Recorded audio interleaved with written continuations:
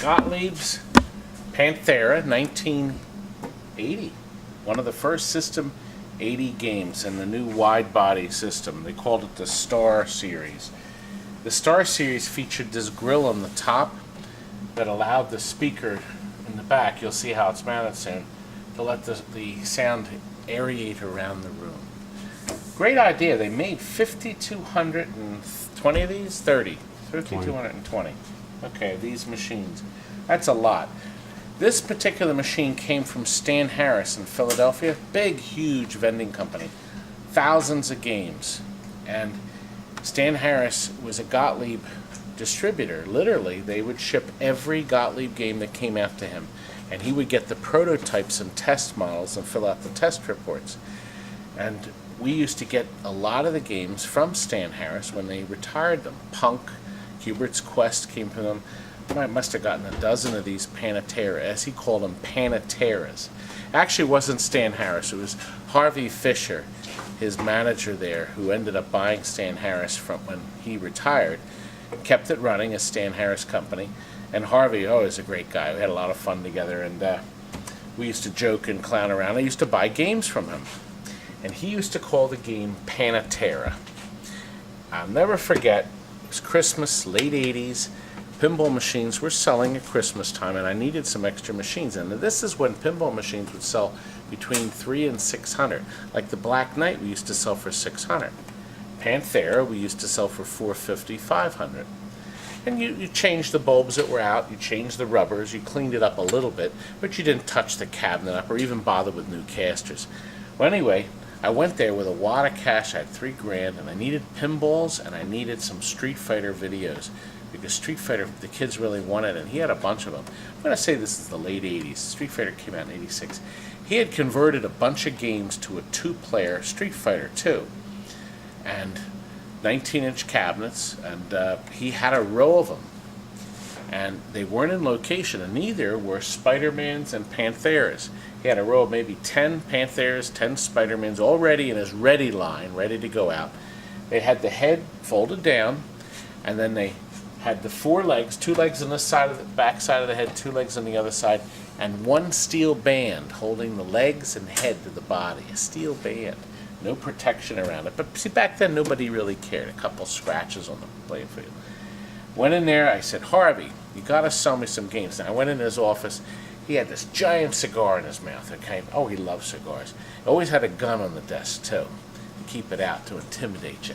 Anyway, I said, sell me some Pantheras and some Street Fighters. And he's sitting there, he laid back in the seat, he pulled the cigar out of his mouth and he says, I can put a Panthera and a Street Fighter in any burger place in the city of Philadelphia and make $100 a week. Boom! Right back in the mouth. And that was it. No Pantheras for me, no Street Fighters for me. Sadly enough, about 8 or 9 months later, Stan Harris went bankrupt. And they closed down forever. We ended up getting a lot of the games too. But anyway, here we go. Back to Panthera. Done a lot of work to it. Look at the back glass. The back glasses on these games flake. It had something, I guess, to do with the original paint. If you have a Panthera, your back glass is flaking. But Steven did a beautiful job touching up the white, the red, and the blue. Hard to tell, wasn't it? And of course, we've color-coded the LEDs in the back. The glass will never get any worse than it is now. We've taken all the displays off and burnished the edges here. In the back, I want to show you that speaker I was talking about. See this one? See how it's facing in the back? There's a hollow space up here, a compartment. The sound goes up there and it'll permeate out over here. Sort of like the Bose system. Anyway, look here. I want to show you, well, of course we did the lithium battery, the new connector we put in because the original battery leaked. Dosen Electronics sells these. Great connector, and he even includes heat shrink. So when you solder your wires, you can heat shrink them on. They're as good to go, good as new. Here's the ground that Gottlieb never put in. The dark green wire goes between this board and that board. And they should have put a second wire in. They did in the later mid-80s, I guess. They added that second wire. But you need to add it to all your games, your System 80 games like the Black Hole and Haunted House and games of this vintage.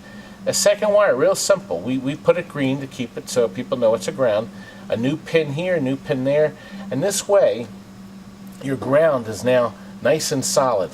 The connector presses it on both sides of the board, and you don't need that stupid, crazy ground wire I see people adding. This big, giant-ass wire going from board to board to board.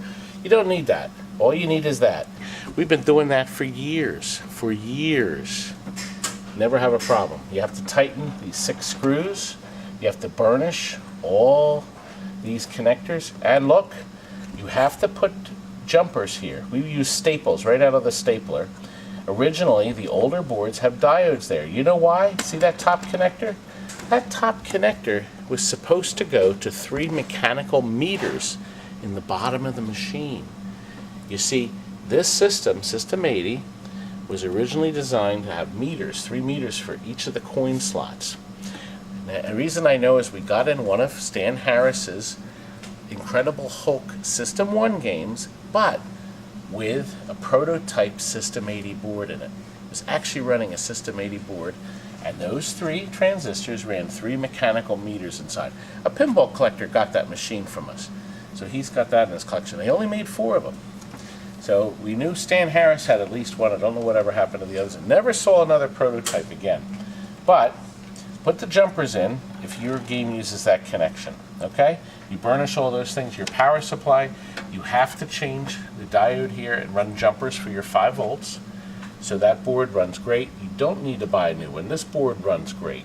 Now the System 1s, yes, don't bother with that power supply. But rebuild this one. It's as good as new. I think we already did the lithium battery. I think you saw that. You know that Incredible Hulk prototype I was talking about? That used something unique. The drop target bank in the top of the Incredible Hulk had a relay for each of the drop targets, and the game could drop the targets down by itself. That circuit board could do it.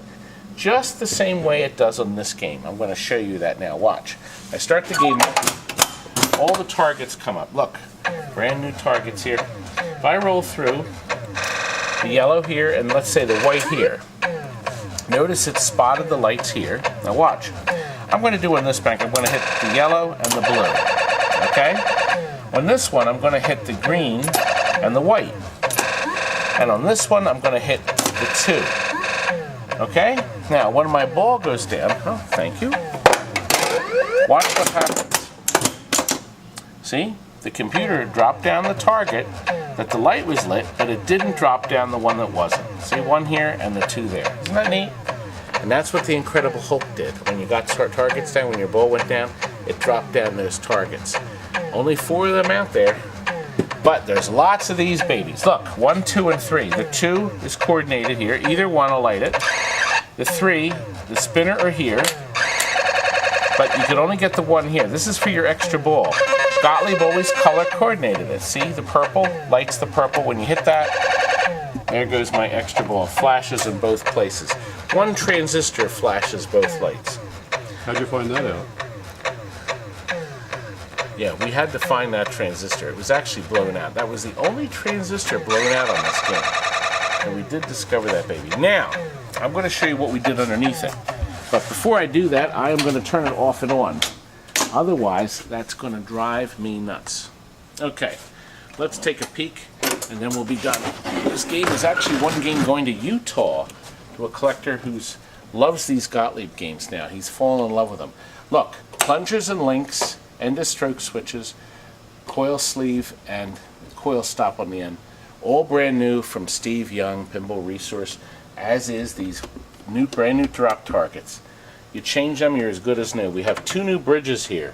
One for the power supply and soundboard and one for the lights. We also put a new fuse block in because sooner or later those fuses get red hot and they start to burn. Okay, now I want to show you the pop bumper boards right here. I'm going to show you this because the first system, Gottlieb, did another bulletin. They do bulletins all the time. You got that, Kurt? Kurt's holding it up for me. Make sure it doesn't crash. Hi, Kurt. Oh, careful. Careful. Anyway, look, let me show you. You have the earlier revision you'll have a diode and a cap here closest to the black transistor.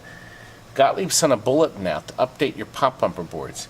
If you never want to blow them out again, and they'll last for years, all you have to do is take that diode out. It's a clear diode. It's not the black one, but the clear glass one.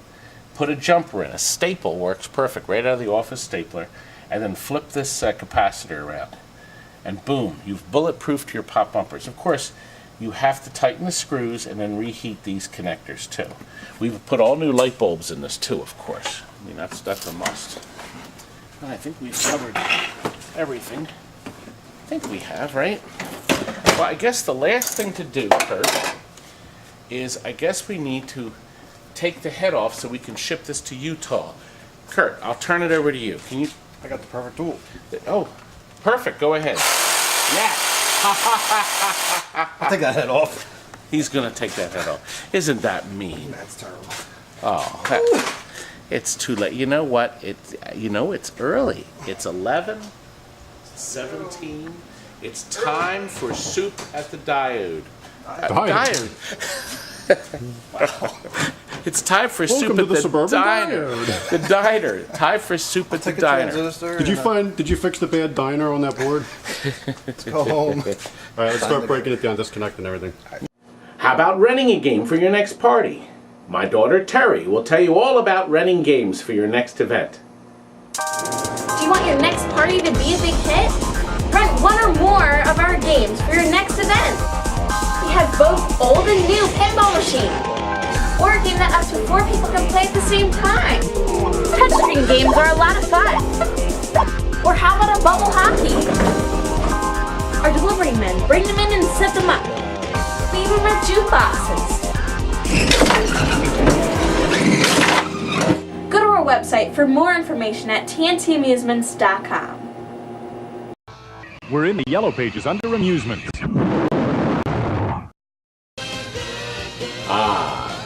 Living is good, isn't it, folks? That's all for now. Good night.